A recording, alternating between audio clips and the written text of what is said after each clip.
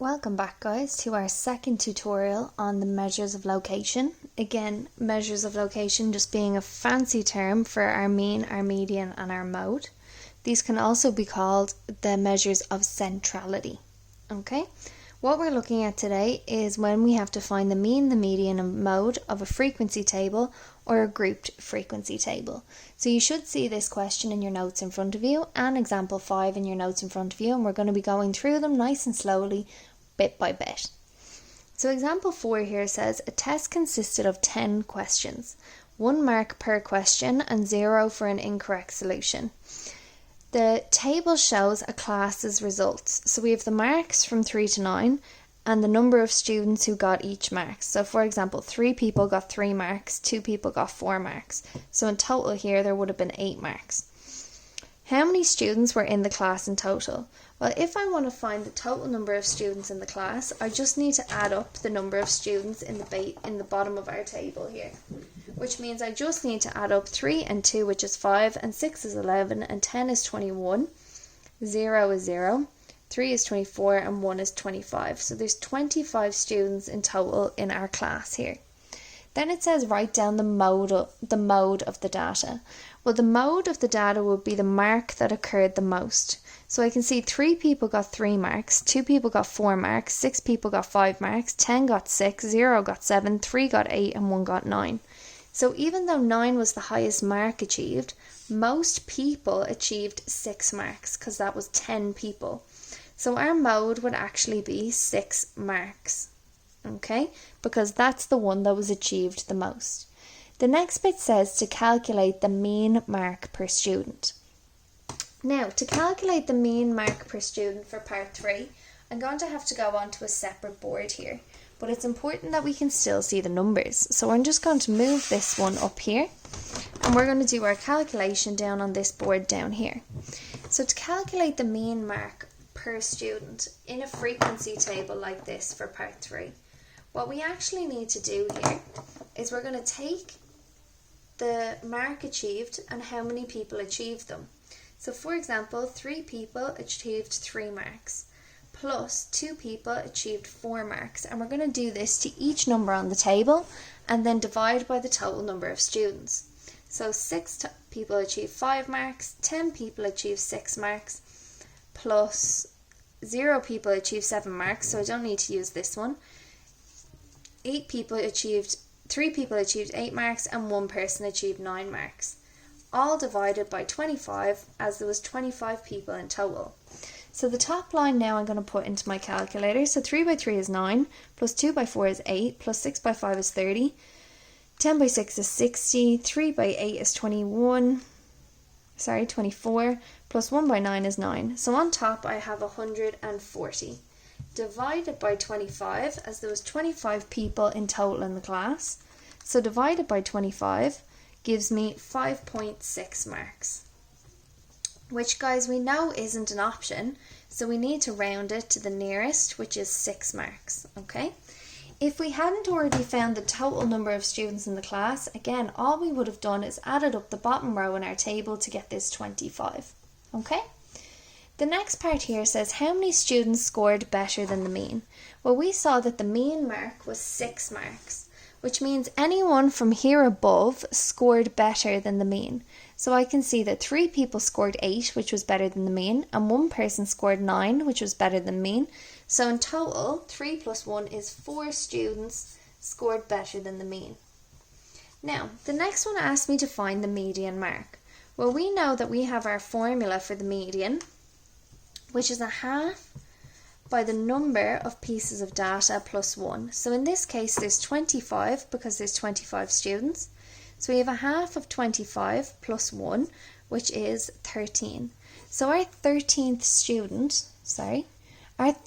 student here would be the median. So I can see our first 3 students got 3. So we've used 3. Our next 2 got 4. So 3 and 4 is 5. And 5 and 6 is 11, which means our 13th student would have to have achieved 6 marks. So therefore, the median mark in this case would be 6, because the 13th student fell in the 6 mark interval. Okay, So that's example 4 there, guys, on how to use a frequency table. So when you're ready, pause the example there. Let's add these into our notes, and then we're going to move on to example 5, which is looking at a grouped frequency table. Okay? Now we're looking at example 5 here, which is our grouped frequency table. And what that means is there's intervals between 1 and 3, 4 and 6, 7 and 9, etc. So example 5 here says people attending a course were asked to choose one of the whole numbers from 1 to 12. The results were as follows. 3 people picked a number between 1 and 3, 17 people picked a number between 4 and 6, 2 people picked a number between 7 and 9, and 8 people picked a number between 10 and 12. So part 1 here says, write down the modal class of the distribution. The distribution is just a fancy way of saying the data. So it asked me for the modal class, which means which group of numbers were picked the most. Well, I can see that 17 people picked a number between 4 and 6, which is the most. So the modal class, which remember is not the highest number, it's the one that's picked the most, was between 4 and 6. Part 2 here says to use our mid-interval values to estimate the mean of the distribution. So again, guys, I'm going to have to move to another board here to do this sum. So we'll see here now. To find our mean using the mid-interval values, okay, we need to find, first of all, 3 people picked between 1 and 3. The middle number between 1 and 3, if we wanted to find that, is 1 plus 3 divided by 2 gives me 2. So my mid-interval value here is going to be 2. My mid-interval value here is going to be 5, going to be 8, and going to be 11. So that means to use my mid-interval values, I'm going to have 2 times the number that picked that interval, so 2 times 3. I'm going to have 5 times 17 plus 8 times 2 plus 11 times 8, all over the total number of people, which is 3 plus 17 plus 2 plus 8, which is going to give me 20.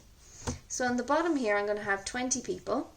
On top, I have 6, 2 by 3 is 6, plus 5 by 17, plus 8 by 2 is 16, plus 11 by 8 is 88. So 195 divided by 20. So my mean mark here is going to be 195 divided by 20, which is going to be 9.75. So the mean number picked was 9.75, but they were asked to pick a whole number, which means the mean number picked would have been 10. Okay? So that's how we find our mean using a grouped frequency table. We use our mid-interval values and times it by the number who picked that interval. Okay? The last piece here asks me to find in which interval does the median lie. Well, we know to find the median, we need to use half by the number of pieces of data plus 1. Well, half, we know there was 20 people involved plus 1. So we have half of 21, which is 10.5. So the 10.5th person is going to be my median. So I can see that there's only 3 people in the first one here, but 3 and 17 is 20. So the 10th person would have to fall, and the 11th person, because it would be between 10 and 11. The 10th and 11th person would have to fall in this interval here. So that means that the interval in which the median falls, so the median interval would have been between 4 and 6. Okay? And that's how we find the median of a grouped frequency table. So now that we're finished example 5, guys, take a second, pause the video, go back through it, particularly focusing on how to use the mid-interval value to find the mean, and on how to use the intervals to find the median value. We're going to add them into our notes, and then we're going to try a few questions. Okay? Thanks very much, guys. Bye now.